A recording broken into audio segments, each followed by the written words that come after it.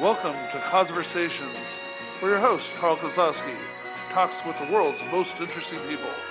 And now, this week's Kozversation.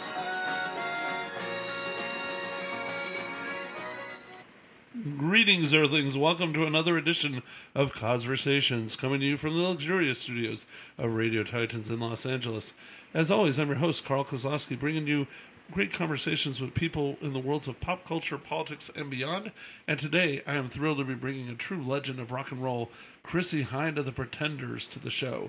And Chrissie is leader, of course, the singer and the songwriter, and amazing guitarist and vocalist for this band, which is named to the Rock and Roll Hall of Fame in 2005, and has brought us such classics as Brass in Pocket, Middle of the Road, Back of the Chain Gang, Don't Get Me Wrong, I'll Stand By You, and many more. And today she's talking with me from London as she prepares to appear at the Arroyo Seco Weekend Festival in Pasadena, California on Saturday. So, ladies and gentlemen, I bring you Chrissie Hynde in this fascinating career-spanning interview. Cool. All right. Well, thanks for taking the time for doing this again. So, you're calling from England now. What part do you live in? I've got a lot to ask about that, but I live in London. Oh, okay, cool. So you went over there when you were quite young in 1973. You're like 22, from what I gather. So, what inspired you to head out there? It's an old story. Do we have to go back 40 years?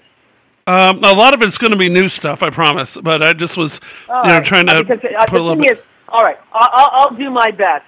All right. But if I find myself telling you things that I've had to say for 40 years, I'm going to get into a bad mood in a minute. So, but I'll do my best. No, I promise a lot of the questions are about recent stuff.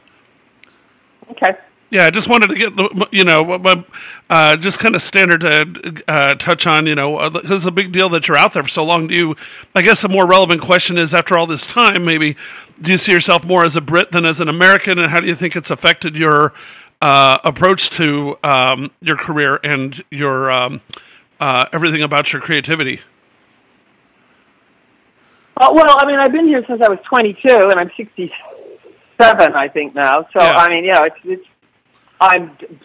I'm an American. I'm from Ohio. I have an American accent, and all my musical background came from listening to AM radio and then underground stations in the late 60s. So that was my, and I was raised in Ohio, and that's obviously who I am. But I've spent, I guess, about 3/4 of my life here. So do the math. Sure. How it affects things. I mean, my band is English, my management's English, my all the people I work with, my crew. I mean, this is where I am now. Well, I guess I'm even drinking a cup of tea.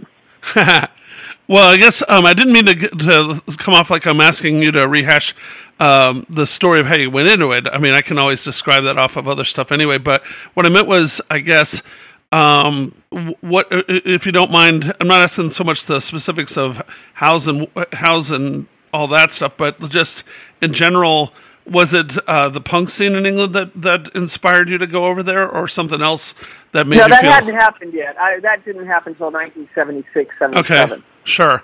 When you're 23, 3 years is a long time. I mean, you're 22. Sure. Well, so what I'm saying is, did you feel like there were more opportunities out there? Did you hear that there were more opportunities in England, perhaps? No, I don't go after opportunities. I'm not an opportunity-minded person. Uh-huh. I just wanted to see the world, and I knew I wasn't going to stay in America. I could see this car culture sort of encroaching on things, and I loved English music, and I was in love with English culture. I loved English fashion. I loved English everything. Okay.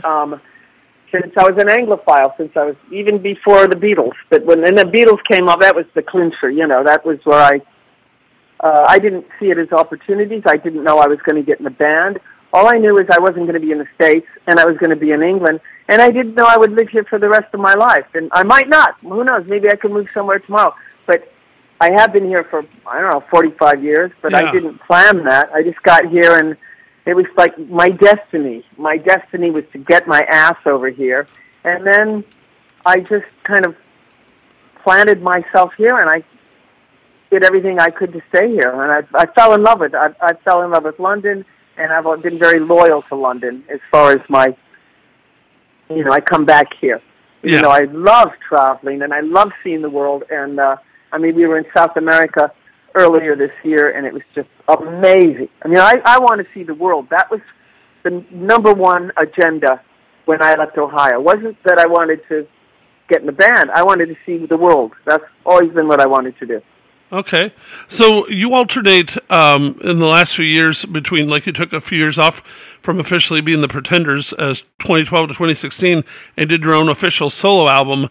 So I was wondering, like, was your songwriting approach consciously different for yourself, writing under it was only a solo album in name. That's all it was. Because, frankly, I was so tired of every time I did an album talking about, everyone would say, oh, but it's really just you, isn't it? Because, I had lineup changes. Yeah. And I finally thought, fuck it, call it anything. I don't give a fuck what it's called. I was fed up with qualifying it every time I went out there.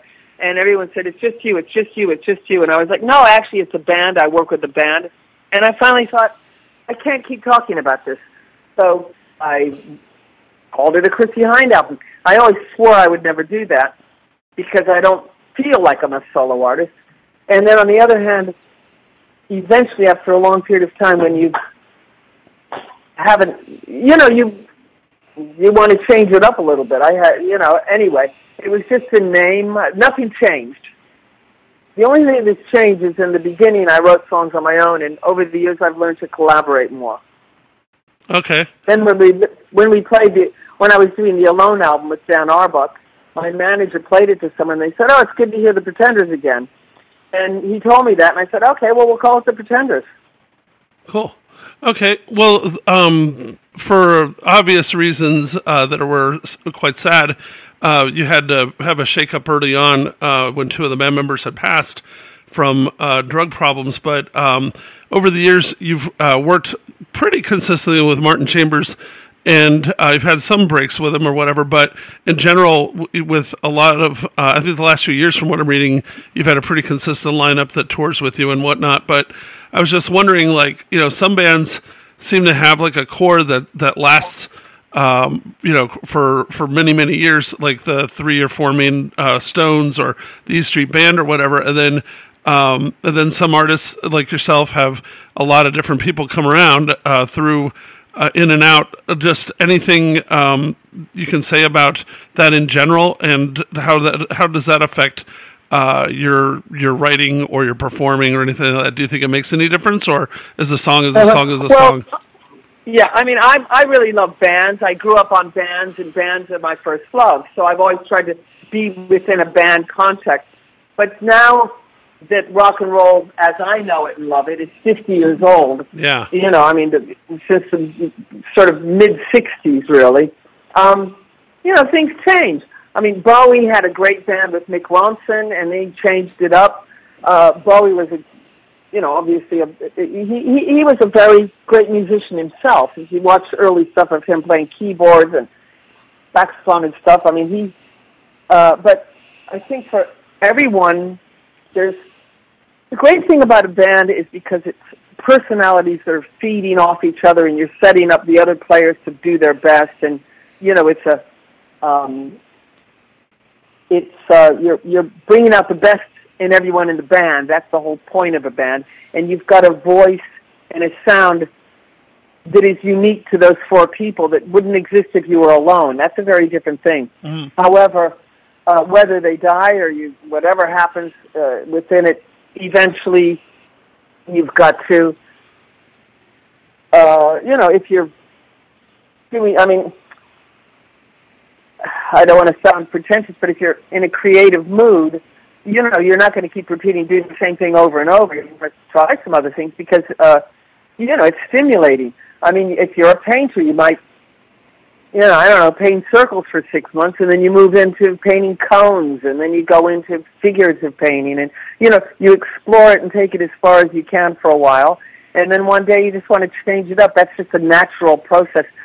People who write novels, they have a style, but with certain novelists, they will change their name, like John Banville, one of the greatest living novelists, Irish novelist. he writes a lot of sort of crime fiction under the name Benjamin Black. It's still John Banville. And you could say, why change your name? It's kind of a different genre, crime fiction. Anne Rice does it. She writes her erotic novels under a different name. You know, I mean, it's just, when you're trying to create something, you need to be stimulated all the time. And sometimes, you know, you have to, when it starts feeling safe and it becomes formulaic and you know exactly what's going to happen because you've done it a few times, that's kind of like a dangerous place to be if you're trying to be stimulated artistically, because then it becomes mundane and then it becomes, you know, kind of going through the motions. And when you start going through the motions, whatever you're doing, get the fuck out of there, because you are not supposed to be going through the motions, especially if you're on stage, because the audience, they know that. And that's cheating the audience. You know, you can't be going through the motions. You have to believe it when you're out there.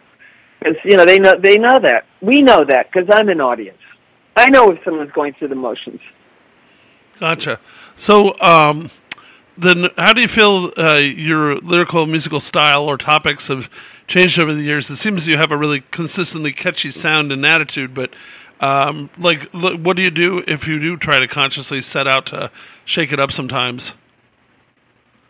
Well, to be honest, I don't think I've done that very often. I think, you know, I like people like Lemmy and traditional rock stars who never change. Okay. And I'm now finding that I feel that you can get in a rut. I mean, and that it's, you know, I feel it's sort of transformation. We've been through a transition in the culture in general, and I don't know, there's no evidence of that, but I have a very strong sense of that, and that we're coming out of a major transition culturally that affects everything. And, you know, times change. There's been a lot in the last 40 years that I've seen. The great thing about getting older is you can see the decades you can look back on and see how they unfolded and what happened. And there's been some dark periods. I mean, fashion is an interesting way of looking at it. I know in the 60s when, you know, you had Mary Quant and Courrèges and Yves Saint Laurent, people who were doing things that were radically different. It was a lot of fun. It was stuff that you could take out on the street and made you feel good. And then it can also go through some very dark periods where it becomes sort of mean-spirited and a tyranny of style. I saw the Alexander McQueen documentary yesterday, and I thought it was nihilistic. I mean, he was a lovely guy and obviously extremely talented and all that, but it was there was a lot of depression in that because of, I don't know, it was just the times. I don't think it was him, it was the times. The drugs were wrong, the times were dark.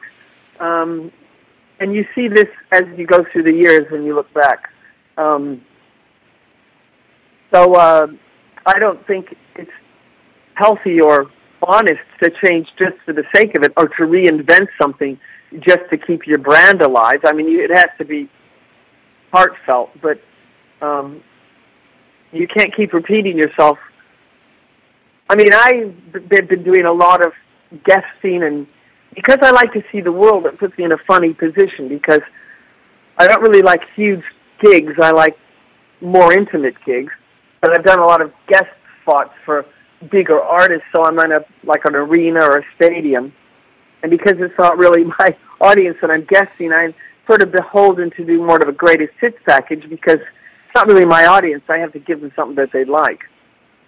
So from the point of view of a person in a band, you're constantly, the whole point about being in rock and roll band is that you don't compromise, and yet every day you have to compromise. So, there's a constant duality going on that, you're navigating all the time, and it's, sometimes you feel like a big fat hypocrite, and other times you feel, fuck it, I'm doing what I want, and, it's just a matter of getting through it every day. Okay. Well, one thing that is kind of a little bit off the beaten path that I wanted to ask is, I'm always there's like occasionally controversies where artists get upset that